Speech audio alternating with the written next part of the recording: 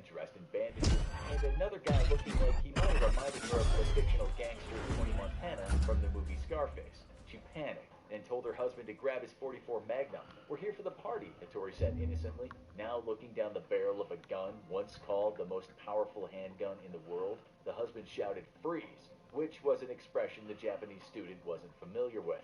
He kept walking toward the husband, and then he was fatally shot. Okay, so you are the judge and jury. Press the triangle button for accessibility options. Was the husband and Chat his is wife's enabled. life threatened? Was there going to be imminent violence used against him or his wife? Could he even have fired a warning shot? Do you think he was guilty of a crime? Well, the courts thought the killing was justified and the man was acquitted. This caused a huge stink in Japan as well as in the US among people who espoused stricter gun control laws. In fact, for years after, Hattori's family and the family of his hosts in the US campaigned for gun law reform. Not much ever really got reformed, as you're about to see. When it comes to defending your castle, the US could be said to embrace the use of deadly force more than most developed countries. But what if you intentionally plan to kill someone in the US? What if you set a trap for criminals? We saw that make yourself comfortable. in the UK, the law will It's been a busy definitely day. not be on your side. It's usually the case in the US too, but not always. We might take the 2001 case of two brothers in Baltimore who shot one man dead and injured two others after they'd set a trap at the concrete plant they owned. The brothers were sick and tired of having the plant burgled, so one night they armed themselves and waited for the thieves. When the thieves arrived, the brothers opened fire. The men were not indicted by a grand jury, even though some law experts said the brothers were not in any kind of danger. You might be wondering, how does a jury assess a clear and present danger? Well, that's also complicated. In 2019, in the UK, a 79-year-old man was found to have lawfully killed a burglar. The man said a man had entered his home and was armed with a screwdriver. He said he confronted the man with a kitchen knife, after which the burglar just walked into the knife. The court ruled that the man had given the intruder every possibility to leave his house, and he had only acted in self-defense. It doesn't always happen that way, not in the UK or the US or elsewhere. There was a recent incident in Scotland where a man's house was broken into and the burglar armed with a knife threatened to kill a man and his wife if they didn't hand over some money. A fight ensued, and it ended with the burglar being stabbed 17 times. Okay, so it seems the burglar was armed, and he was certainly threatening, and the man had every right to think he and his wife were in imminent danger. Even so, the jury found the man to have acted over the top, and he was convicted of culpable homicide, meaning he killed someone but hadn't intended to do so. Similar cases have happened in the US too. In 2014, in the state of Montana, a man was found guilty of killing an intruder even though the state has the castle doctrine. In that case, a homeowner discovered a young man in his garage. He didn't ask too many questions and just opened fire. During the trial, it was revealed that the man had been the victim of burglary before, and so he laid a trap by leaving his garage door slightly open. He even told a friend, "I've been up for the last 3 nights with a shotgun, wanting to kill some kids." The defense argued that the man had only been protecting himself and his family, but he was found guilty of deliberate homicide. Strangely, the 17-year-old that was killed was another exchange student, this time from Germany. So there have been cases where it looked like people went completely over the top but weren't convicted of a crime, and there have been cases where people seemingly acted in self-defense but were convicted. As we said, there's a lot of gray area. Possibly the weirdest case we could find that seems to defy any kind of reason happened in 2009. Some of the American press simply called it lunacy, further demonstrating that lawful killing is very controversial. In this case, a man was bored on Christmas Eve, so he decided to find a female escort on Craigslist. He talked to a woman, but they didn't go through all the services included in the fee. The parameters of services should always be discussed prior to payment being made, but that didn't happen. It turned out that the man expected more than a chat at his house for the $150 he paid. The 23-year-old woman stood up and said she was going, which infuriated him. He thought he paid for sexual services, which was actually illegal in Texas and still is. The woman managed to get into her driver's car, but the man chased after it while firing his gun. He hit the woman in the head and neck, which paralyzed her. She died from her injuries several months later. Surely, that was a clear-cut prosecutable crime. The jury acquitted the man because it was deemed that his property had been stolen. It was found that he used deadly force on a person who was in the commission of stealing from him. As some...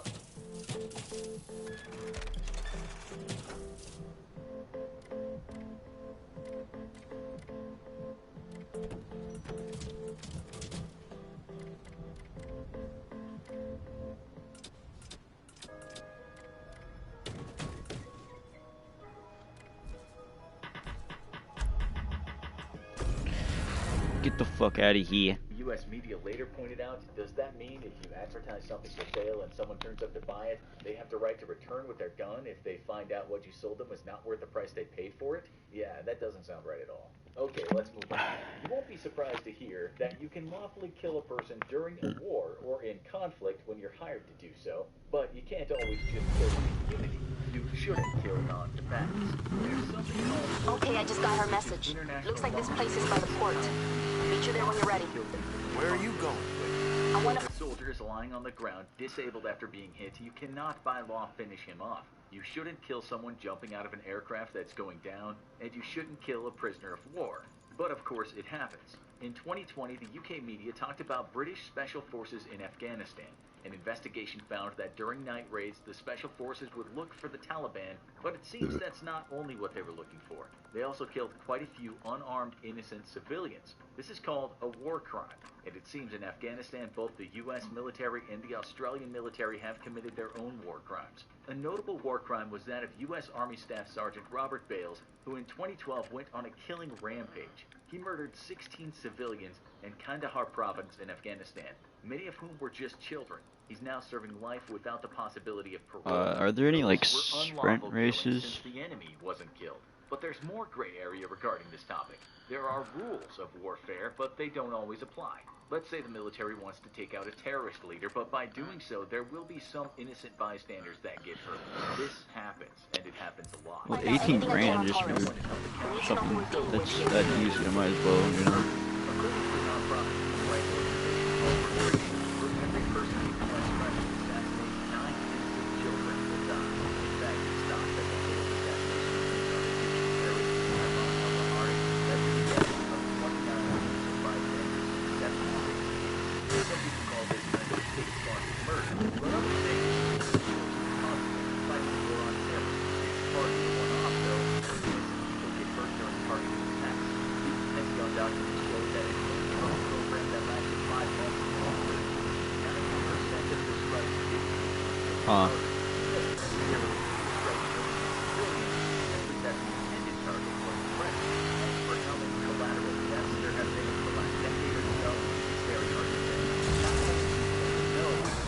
Hundreds of civilians have died as a result of the targeted killing, and no one has been arrested. In 2014,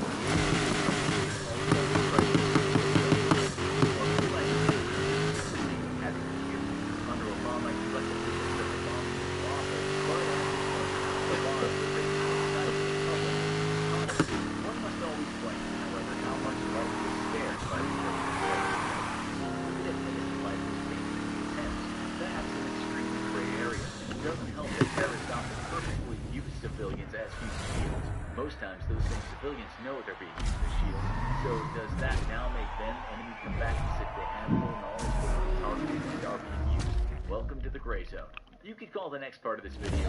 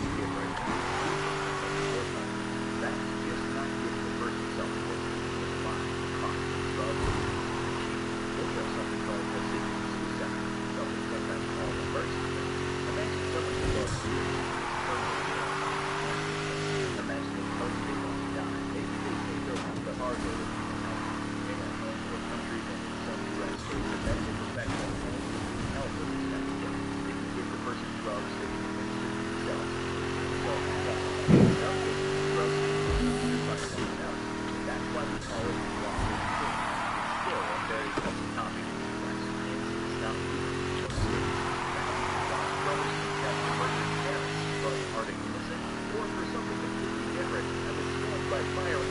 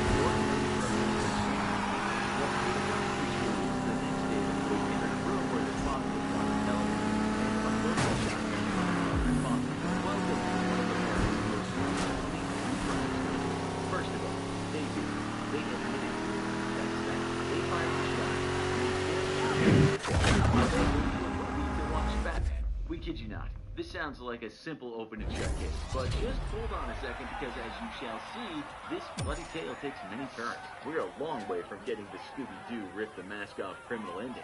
Let's start by telling you how this family got so incredibly rich. We've seen the house.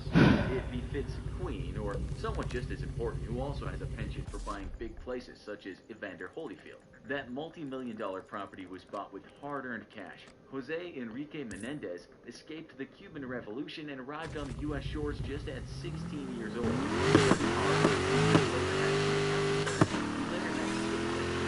she gave that up while Jose was making a ton of cash. The best. Was everything a child on They might not have been shown much love, but we'll get around to that later.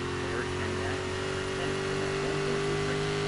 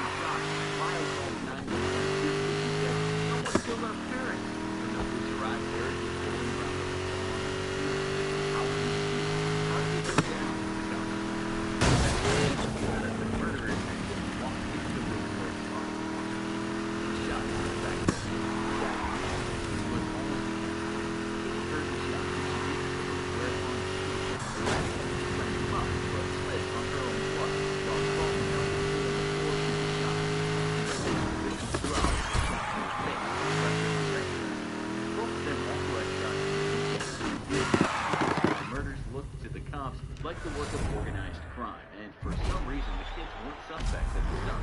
They didn't even go through gunshot residue tests to check if they'd used the gun. Seeing as they stood to inherit many millions, you would have thought they'd be prime suspects, but at first, none of the evidence pointed to them doing it. Then, they did some reckless things. In the months after the murders, what we might call the mourning period, the two brothers were seemingly having the time of their lives. Kyle purchased a cafe because, hey, why not? He also got himself a very expensive Carrera.